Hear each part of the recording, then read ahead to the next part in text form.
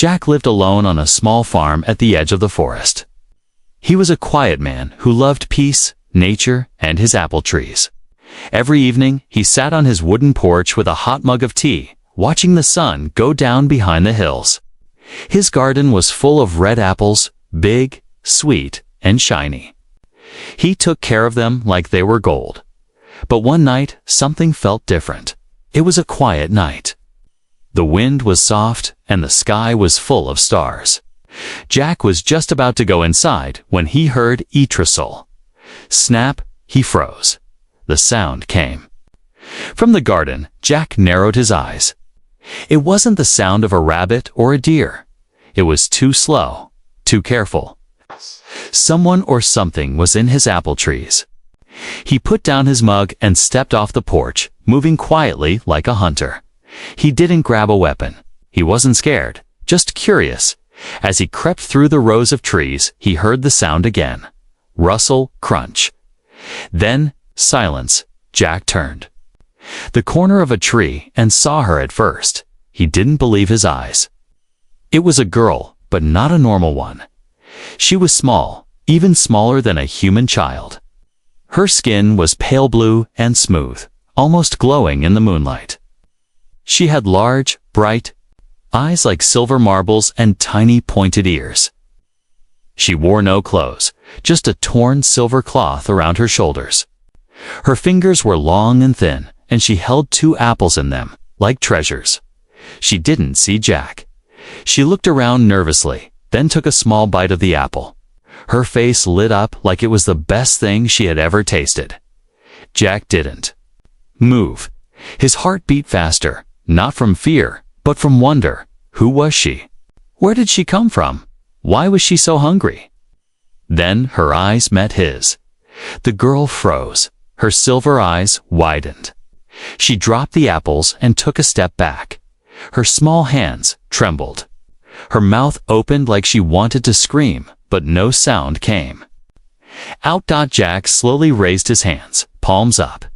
"It's okay," he said softly. "I won't hurt you." She didn't understand his words, but she understood his voice. It was calm, gentle. She still backed away, stepping on a twig. Snap. She flinched like it was a gunshot. Jack took a step forward. "Wait, you're cold, aren't you?" The girl looked down at her feet, bare, bruised, and shaking. Her tiny body was shivering in the cool night air. Jack took off his flannel shirt and held it out. She didn't move. He placed the shirt on the ground and stepped back. Then, he pointed at it, then at her. She blinked. Then took one careful step forward, then another, and grabbed the shirt. She didn't put it on, just hugged it tightly and sat down between the trees. Curling up like a lost kitten, Jack watched her for a long moment, then sat down to suit. A distance. They sat there in silence, both unsure of the other. She looked at him again. Her lips moved like she wanted to say something. "Okay, no," sound came. Jack smiled and said, "You can stay." She didn't answer, but she didn't run. That was enough. Later that night, Jack brought her a piece of bread and a bottle of water. He placed it near her and went back to his porch. He didn't try to force her. He just waited. When he looked again, the food was gone. She had taken it, and in the dirt beside the apple tree, she had drawn something with her finger, a small circle, with 2 dots eyes and a smile. The morning sun rose gently over Jack's farm. Birds sang in the trees, and dews sparkled on the grass. But Jack wasn't thinking about any of that. He was thinking about her, the strange, tiny alien girl. He walked slowly to the spot near the apple trees where he had left her the night before. His heart beat a little faster. Was she still there, or had she run off during the night? But then, he saw her. She was curled up under the same apple tree, wearing his flannel shirt like a blanket. Her small hands clutched it tightly. Her silver eyes were closed. She was sleeping deep and peaceful, like it was the first time in a long time that she had felt safe. Jack let out a quiet breath of relief. He didn't wake her. Instead, he went back to his house and prepared some breakfast-warm oatmeal, a sliced apple, and a small cup of milk. When he returned, she was awake, sitting up, watching him with those big, silent eyes. He placed the tray on the ground and backed away again. Just like last night, she didn't move at first. Then, slowly, like a wild animal testing safety, she crawled forward and sniffed the food. Her eyes flicked to Jack. Then, back to the tray. She picked up the apple first, bit into it and closed her eyes as if it was the sweetest thing in the universe. Jack chuckled softly. "You really like apples, huh?" She tilted her head at his voice, but didn't respond. Not a single word. Not even a sound. "Do you understand me?" Jack asked, gently. She blinked once. No nod. No shake of the head. Jack sat down, still a few feet away. "I'm Jack," he said, pointing to himself. "Jack," he repeated. Then he pointed at her. "You." The girl stared at him. She opened her mouth, but again, no sound came. She looked frustrated. She touched her throat with one hand, then shook her head. Jack understood. She couldn't speak, or maybe she didn't know how. He gave a soft smile. "That's okay." For a long moment, they just sat in silence. She ate every bite, drank every drop. And when she was done, she looked at him again. Then, without warning, she crawled over to a patch of soft dirt and began drawing shapes with her finger. Jack leaned closer. First, she drew a circle with tiny ears. Then a bigger circle next to it. Between them, she made lines like broken pieces. Then she drew a long curve in the sky, like a falling star. Jack watched carefully. His heart sank as he realized what she was trying to say. Her ship had crashed, and she had been with someone else, maybe family, or someone she loved. But now she was alone. Jack pointed to the smaller circle. "You." She nodded. He pointed to the bigger one. "Your parent." She didn't move. But her eyes watered. She wiped them quickly. Jack didn't ask more. He didn't need to. The picture told enough. This small, voiceless girl was stranded, lost, and scared. But she was also smart and trying so hard to communicate. "You need a name," Jack said softly. He looked at the way her skin caught the light faint blue, like the early sky. "Luma," he said. "How about that, Luma?" She looked up at him, then pointed to herself. "Luma," Jack repeated with a smile. She blinked, then smiled too. It was small, but real. And in that moment, Jack felt something strange stir inside him. He had lived alone for years. But now, he didn't feel alone anymore. That afternoon, Jack showed Luma the porch. He gave her a soft blanket and a basket full of red apples. She sat there, watching the wind move through the trees. She didn't talk, but her presence filled the air with something warm and new. Jack went inside, opened an old journal, and wrote, "Found something or someone last night. She can't speak. She's not from Earth, but she smiles like sunshine. Her name is Luma, and I think she's staying." The sun peeked through the leaves of the apple trees, casting golden light. Across Jack's garden, morning had arrived. But the strange events of last night still echoed in Jack's mind like a dream. A small alien girl had been stealing apples. She had glowing eyes, pale skin, thin limbs, no voice. And she had looked at him not with anger, but fear, like a frightened animal. Jack stepped outside his house, carrying a wool blanket and a slice of bread with honey. He didn't know if she was still there. Maybe she had run away. Maybe the night had taken her back to the stars. But something deep inside him hoped she had stayed. As he reached the apple trees, he stopped. His heart warmed. She was still there, curled beneath the largest tree. The girl sat hugging his flannel shirt like it was the only safe thing in the world. She looked tired. Her hair was tangled with twigs. Her arms were wrapped tightly around her knees, and her eyes, those big, glowing eyes, watched Jack silently. He smiled gently and held out the bread. She didn't move. Jack knelt slowly and placed the bread on the grass. Then he took a step back. "Here," he said kindly. "It's for you." The girl stared at him for a moment. Her nose twitched. Then, slowly, carefully, she crawled forward and sniffed the bread. Her fingers were thin and a little bruised. But she picked it up delicately, like she was holding something sacred. She took a bite. Her expression changed. Her eyes widened with delight. And for the first time since Jack had found her, the corner of her lips lifted into the tiniest smile. Jack's heart skipped. He spoke again, gently. "You hungry, huh?" No answer. He pointed to himself. "Jack." Then to her. "You?"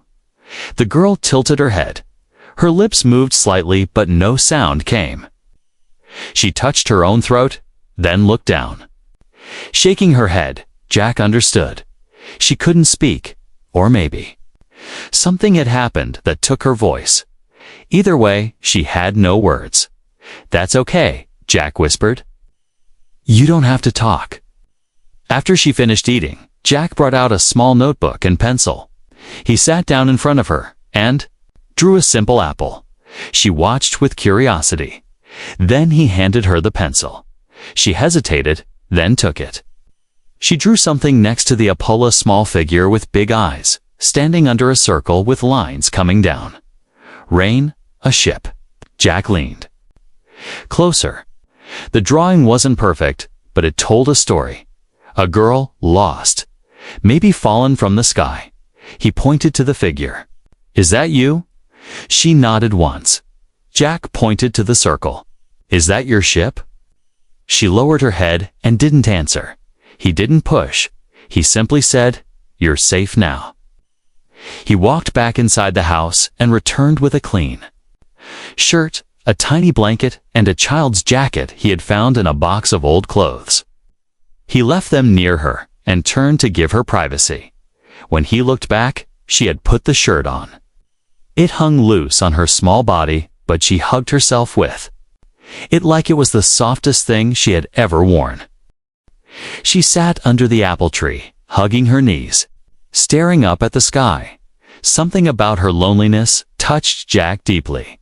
He couldn't explain why. But he wanted to protect her. That afternoon, Jack cleaned up a small storage room next to the house. He placed a soft pillow and warm blankets on a cot. He even put a small lamp that glowed gently, like a nightlight. He returned to her with a smile. "Come with me," he said. She followed, barefoot and quiet. He showed her the room and pointed inside. "It's for you." She stepped in slowly, looking around with wide eyes. Then she turned to Jack, and for the first time, she reached out her hand. He froze, then gently took it. Just a touch, just a moment. But in that moment, something passed. Between them, trust. That night, Jack sat on his porch and watched the stars. Somewhere out there was her home. Her people. Maybe someone still searching for her, but here on Earth, in his quiet little farm. She had found something else. A place to rest, a place to breathe, and maybe, just maybe, a place to heal. Rain fell gently the next morning. The sky was gray, and the smell of wet earth filled the air. Jack stood at his window, sipping tea, thinking about the strange girl now resting in his storage room. The room used to hold tools and old clothes. Now, it held something far more important. Someone who didn't belong here, yet somehow felt like she did. Jack walked to the door, carrying a bowl of warm porridge and sliced apples. When he opened the door to her small room, she was sitting up, already awake. Her silver eyes blinked at the light. Her small hands were wrapped around the soft blanket he had given her the night before. She looked at Jack. No words were spoken, but something passed between them, calm, quiet, and real. He placed the bowl near her and sat down just outside the door, giving her space. She reached for the food slowly and took a bite. Then another. Then another. Jack smiled. "You like apples a lot, huh?" he said. She glanced up, and this time, she nodded. Jack's heart jumped. It was a small movement, but it meant everything. "You can understand me, can't you?" She nodded again. Jack leaned closer. "You're learning fast." He thought for a moment, then grabbed a notebook and pencil again. He drew a simple stick figure of himself and wrote Jack under it. Yes. Then he handed the pencil to her. She looked at it, then at him. Then she began to write. Not in English, not in any language Jack had ever seen, but the lines were clean, smooth, and had a pattern. Her writing glowed faintly on the paper. Jack's eyes widened. "That's your language." She looked unsure, but nodded once more. Jack stared at the glowing script. Wow. Then she did something unexpected. She took the pencil again, flipped to a new page, and drew a small figure. Then another bigger one beside it. Then something above them breaking apart in pieces. Flames. Sparks. Jack understood. She had been with someone. Someone bigger than her. And their ship had crashed. He pointed to the taller figure. "Your mother." The girl didn't react. He tried again. "Friend." "Sister." She looked down. Her silence was heavy. Tears welled up in her eyes. She quickly wiped them away with the sleeve of his shirt, the one she still wore like a protective shell. Jack felt a sting in his chest. Whoever she had been with, they were gone now, and she had no voice to cry out for them, no home to return to, no name that anyone on this planet would understand. Jack set the notebook aside and said softly, "You need a name." She looked at him. He thought for a long moment. "Luma," he said. "You shine even when everything around you is dark." She blinked. He repeated, "Luma." This time, her lips moved. She didn't speak it, but she shaped the word. And then, she smiled. A real smile. Not nervous, not small. A full, warm, bright smile that lit up her whole face. Jack's heart swelled. "There it is," he whispered. The first smile, that afternoon. The rain stopped. Jack invited Luma to walk with him through the garden. She stepped softly across the wet grass, bare feet leaving tiny prints behind. She looked at every flower, every tree. As if seeing Earth for the first time, he handed her a fresh apple from one of the trees. She took it with both hands and bowed. Her head politely. Jack chuckled. "You have manners, huh?" She took a bite and let out a soft sigh like a happy cat. Then, looking at the tree, she reached up with her small hand and touched the bark gently. Jack watched her closely. She wasn't just surviving. Now, she was living, learning, healing. He could see it. But he also saw something else in her eyes. A quiet sadness, a longing that never went away. Even as she smiled, even as she stood in the safety of his garden, some part of her was still waiting, still hoping, still afraid. That night, Jack added a new entry in his journal.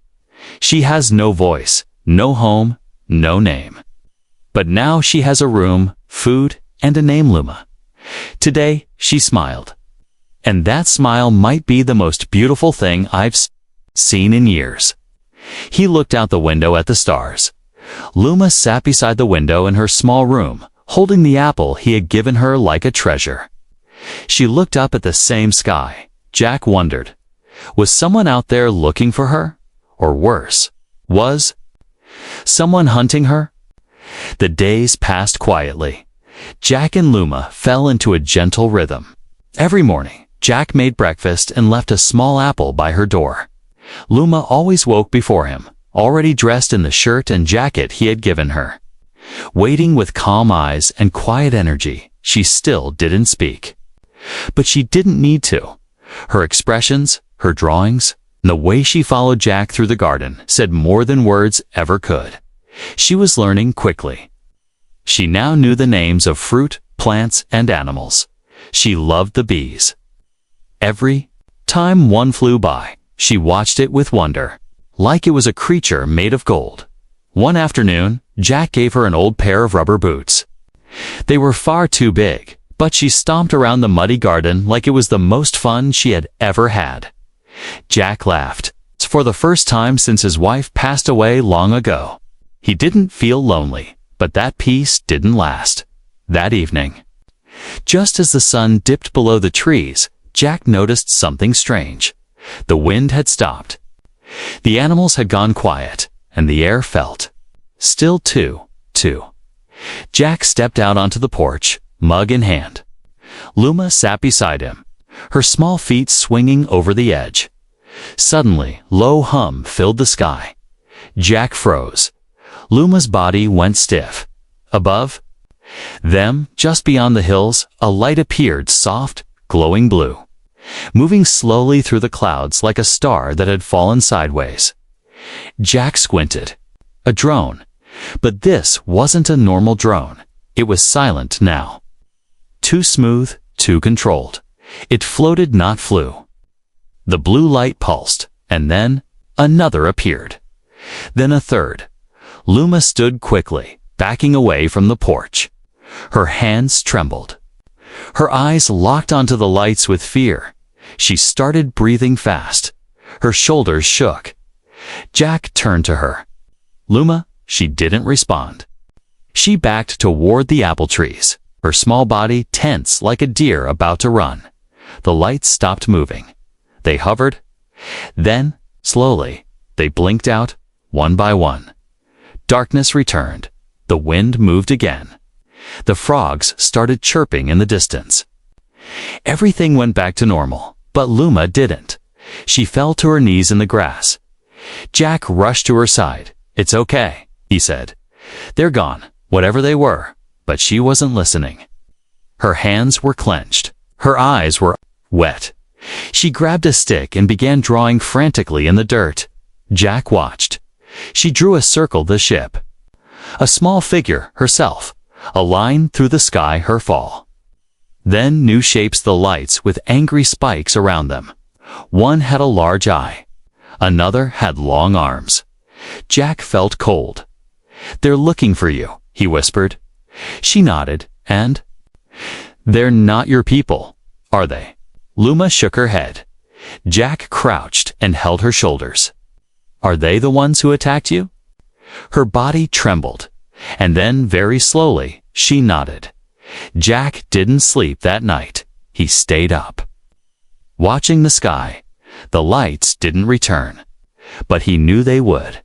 They had found a trace of her, and next time they might come closer. He couldn't let them take her. Not after everything she had been through. Not now. The next day, Jack started working on an idea. He took out tools from his old barn and started cleaning out the root cellar under his house. It was dark, damp, and hadn't been used in years. But with a few lights, some blankets, and a lock on the inside, it could be something else, a hiding place. Luma watched him from a distance, unsure. He turned to her and smiled. "It's for you, in case they come back." She stepped forward, reached into the dirt, and pulled a single white flower. She placed it in his hand. A thank you. That night, Jack taught her a new word. Safe. He placed his hand on his chest. Safe. Then gently touched her hand. "You're safe." She repeated the movement. Safe. Her eyes softened. And though she didn't speak, her silence felt calm this time. Not scared, just thankful. But far above them, in the cold black sky, a ship watched, and it did not forget. It was a warm, silent morning. The sun had barely risen over the hills, and the birds were just beginning to sing. Jack stood at the kitchen sink, washing his hands after tending to the chickens. Luma sat at the table, gently biting into an apple, her feet swinging from the wooden chair. She had started wearing the boots Jack gave her, even indoors. She liked the sound they made when she walked. Jack had begun teaching her words. "Son," he said, pointing out the window. "Son," she repeated, her voice barely more than a whisper. It was the first time she had ever spoken out loud. Jack froze, his eyes widened. "You spoke," he said, smiling. Luma looked down. Shy but proud, she whispered again, a little louder. "Son?" Jack's heart swelled with joy. "You're doing great." But their peace was about to end. A sharp knock echoed from the front door. Knock, knock, knock. Luma jumped. Her smile vanished. She slid off the chair and ran behind the curtain near the pantry, her new hiding spot. Jack quickly moved to the door and opened it slowly. A man stood there in a dark suit. Tall, broad, clean-cut hair and cold eyes that looked like they saw through walls. A government type, his car black, long and official, sat parked near the fence. "Good morning," the man said. "Are you Jack Harper?" Jack nodded. "That's me. Agent Weller. United Global Security." Jack didn't answer. He didn't smile either. "We've been flying patrols in this area," the agent continued. "Some strange readings came from near your land." Jack kept a straight face. "Strange readings?" The man looked past Jack's shoulder, toward the fields. "We think there may have been unusual activity, possibly related to off-world movement." Jack stepped halfway outside. "I've seen nothing." The man's lips tightened. "I take a look around." Jack didn't move. "Do you have a warrant?" "No," Weller said calmly. "Just a request." Jack shook his head. "Then no." The two men stood in silence. Inside the house, Luma held her breath behind the curtain. Her tiny fingers clutched the edge of the wall. She could hear the cold voice outside. She had heard voices like that before, on her ship, during the attack. Before she crashed, cold voices meant danger. "Very well," Agent Weller finally said. "But if you do see anything, it's anything not from this world, you are required to report it. Immediately." Jack nodded slowly. "Sure." The man didn't believe him.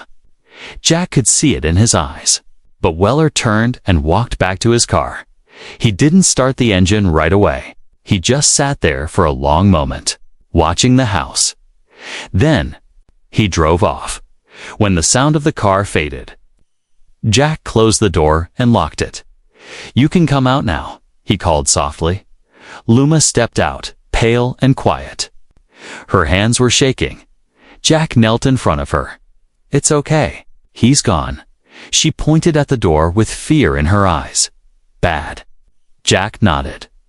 "Maybe not now, but soon he'll come back." He took her hand and led her to the small cellar beneath the floorboards. They had cleaned it together 2 days ago. Now it had soft blankets, food supplies, a battery-powered light, and even a few children's books. He opened the trapdoor. "This is for you. If I tell you to hide, you come here. Understand?" Luma hesitated, then nodded. That night, Jack couldn't sleep. He sat on the porch, watching the sky again, not for alien ships, but for government eyes. They were always worse, he whispered to himself. You can fight a monster, but you can't fight a system. Inside, Luma drew in her notebook. She made pictures of the man in black, of his cold face, of his car.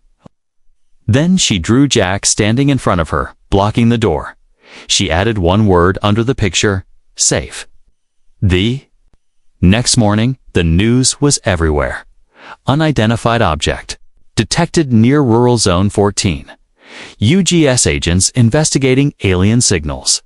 Locals warned to report anything suspicious. Jack turned off the TV. Luma stood nearby, holding a flower. She picked that morning, He knelt beside her and whispered, "You're not a threat. You're not a danger. You're just a child. A lost child." Luma reached out and touched his face gently. Then she whispered a new word, soft as wind, "Papa." Jack's eyes filled with tears. He didn't ask where she learned it. He just pulled her into a hug.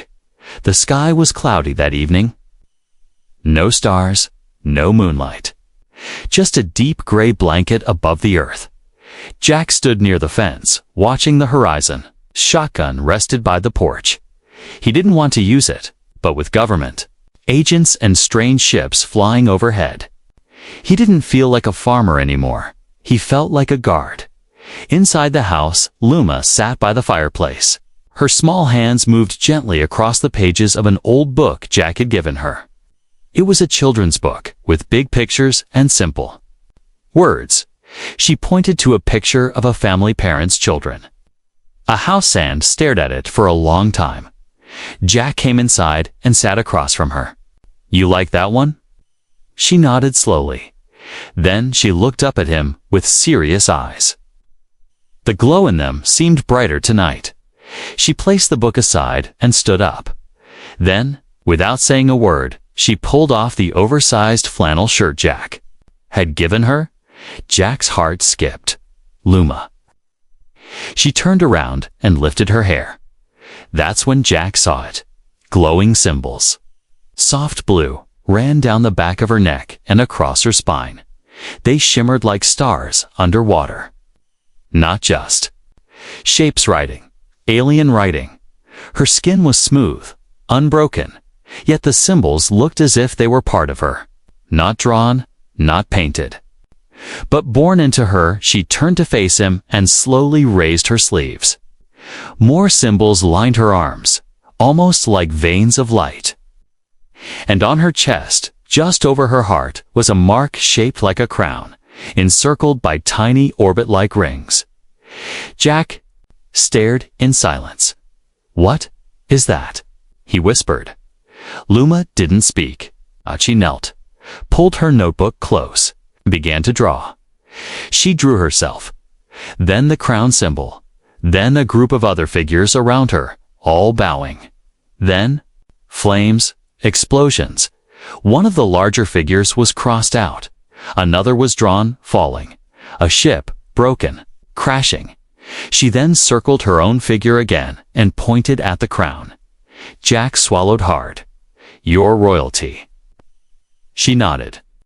"Once a princess?" he asked. She paused. Then slowly nodded again. Jack leaned back, his hands in his hair. Luma. Jack had thought she was just a lost girl. Now he knew the truth. She was someone important.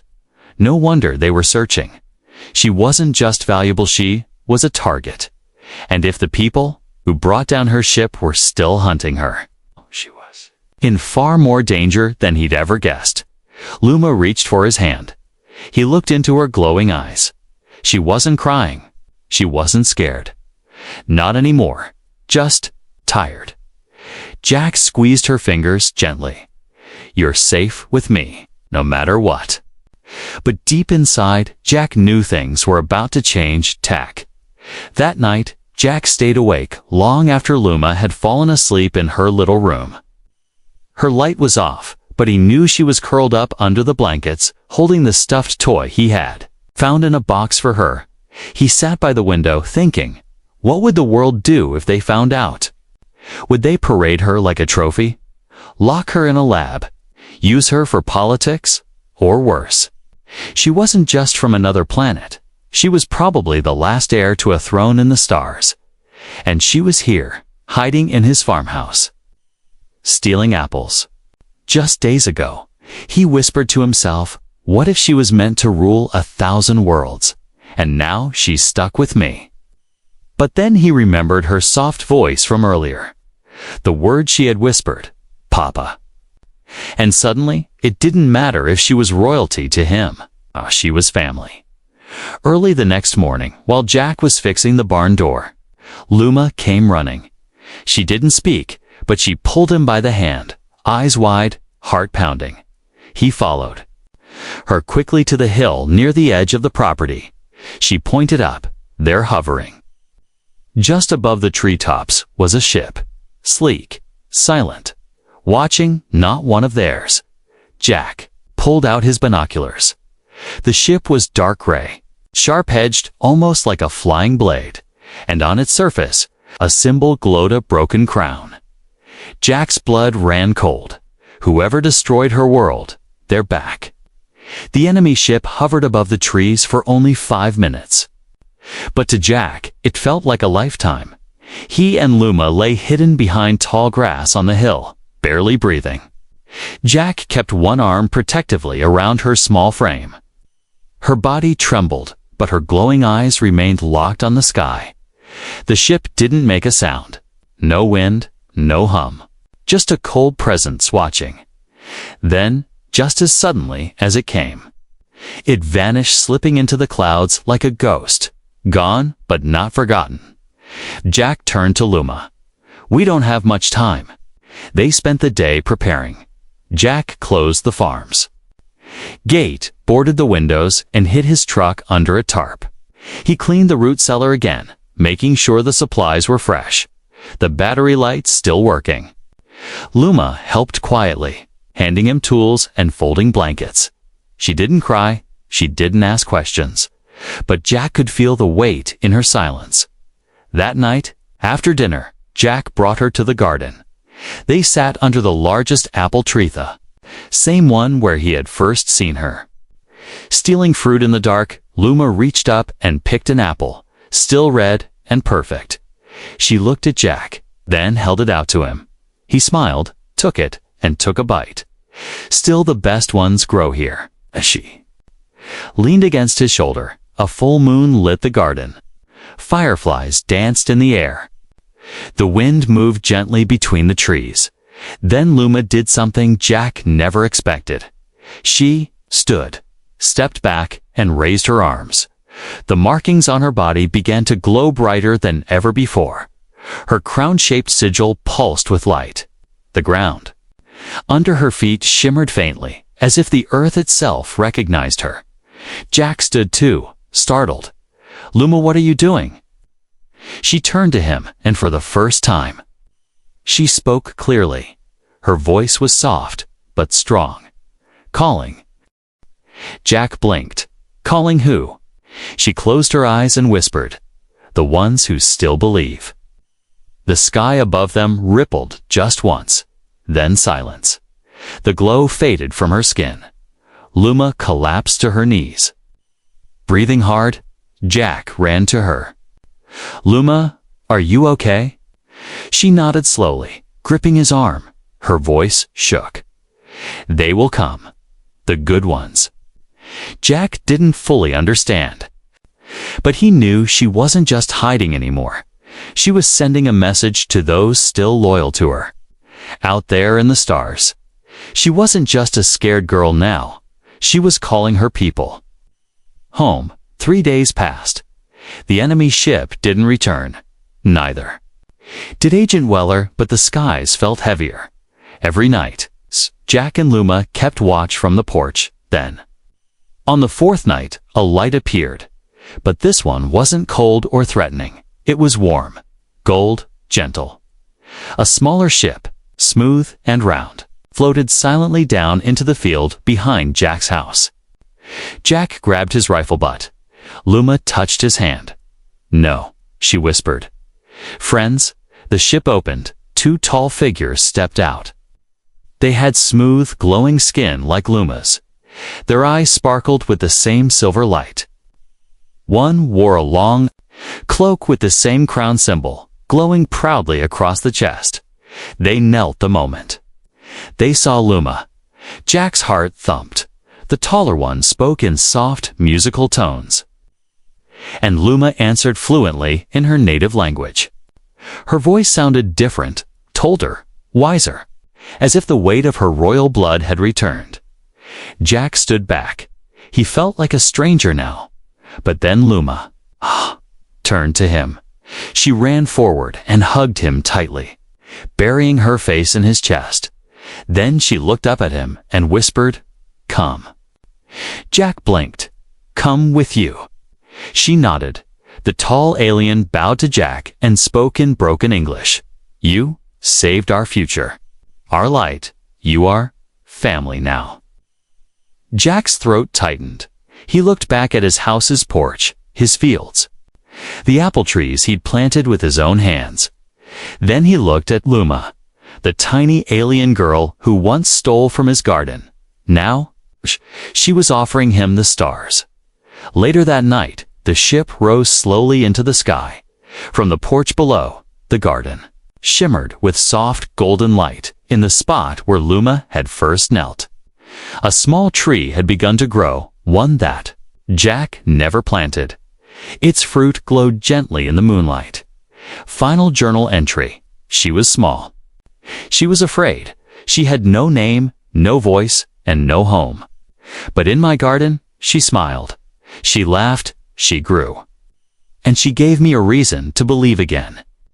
She called me Papa, and now I follow her into the stars.